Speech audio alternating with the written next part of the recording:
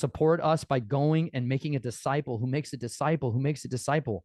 Go and do likewise.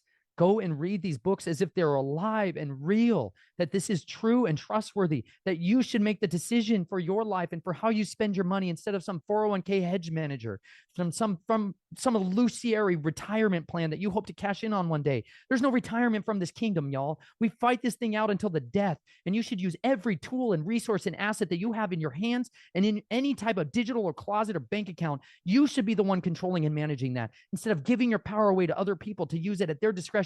If you're still using those resources to support these corporate cowards, that's a shame on you. That's a guilt that's on you. The blood guilt is on you because they're using your money to build an empire of destruction to keep you in prison. And instead, you could use those very resources to completely transform this world, to be buying up apartment complexes and creating houses of refuge, to instead being purchasing people out of true slavery. Do you know how many people I know that wage this war relentlessly without any pay, without any recourse? Instead, they're doing this in their part-time. They are so effective and so capable, and they're working for $12, $15, $17 an hour. And instead, we could be buying these people out of their Monday through Friday jobs, and we could be empowering them and their skills and their resources and their tenacity with everything they need in order to overcome this and to be effective warriors for the kingdom. I have a playlist called Becoming a Gibborim, because this is the word you read about the special forces of all special forces, the ones who aren't filled with corruption and compromise. The word in Hebrew is called Gibor, mighty ones, mighty men of valor.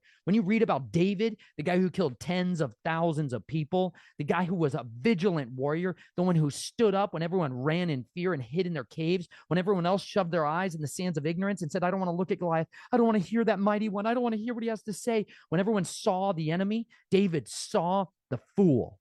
He saw through their facade. He understood that anybody who mocks and brings vanity to the name of Yahuwah is already marked for destruction. And all that's necessary is for one man to walk up and set themselves apart and say, I will not move off of this. There's a reason you're given this armor. The reason you're given this armor is because you were made for war. And it is a time for battle, son. So gear up, get after it, and go and join forces with the people who are doing this. I don't need you to use me for that. Go and find people for yourself. And if you believe in what they're doing, equip them with what you have. People got plans and plans on plans, and they're ready to run. They're just waiting for resources to come their direction, and they will wage a highly effective war that they've been building and strategizing for a long time. It just requires somebody doing something to help. And that's why you're here, because you may not be the person who was born to go on that front line, but you know what? We need people who are willing to support on the outside and be able to encourage and provide comfort. People literally fed my family. They sheltered us. They gave us places to park. We lived in an RV for 4.5 years,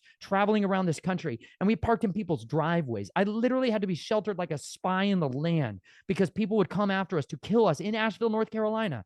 People came after my wife and I to murder us and my children. And you know what? We saw the hand of the Father deliver us from their technology tracking us. We prayed that the Father made us invisible to their eyes. And you know what? This drugged out, demonized man who was carrying this big Bowie knife came walking into this Goodwill with a tracker of my phone on his phone. And I prayed, Father, make us invisible to him. And he looked right at me and could not see me. He looked right at my wife and he could not see her. The Father has a power to protect you that is so much greater than anything you could possibly comprehend. But unless you're in that battle, you're never going to know it. Unless you're actually carrying out the commission, the Great Commission, which is to go, therefore, into all the nations, all the cosmos, and preach this good news of deliverance, of hope, of freedom to every creature.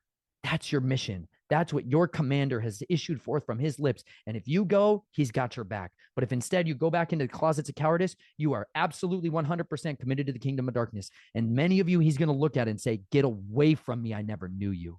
The most terrifying words that ever could be spoken. So I pray instead that you would diligently guard the words that he's entrusted to you, because the dragon goes to make war with those who guard the commandments of Yahuwah and keep the testimonies of Yeshua. So I want to be found right there. If that's where he says he's going to fight, then I want to be standing there among those brothers and sisters, shields of faith burning, knowing that the shields of the earth belong to Yahuwah. And if they take our lives, you know what? Praise be to Yah, because freedom is my long-awaited promise that there's going to come a day where I will lay down and sleep in peace, and I will have the freedom I've been waiting for my whole life. All my life, I've been waiting for that sweet slumber. And you know what? As much as I want it, I'm not going to go idly until I'm done here. I'm going to run this race till it's absolute finish, and that's what you're here to do. Fight with everything you have. Cleanse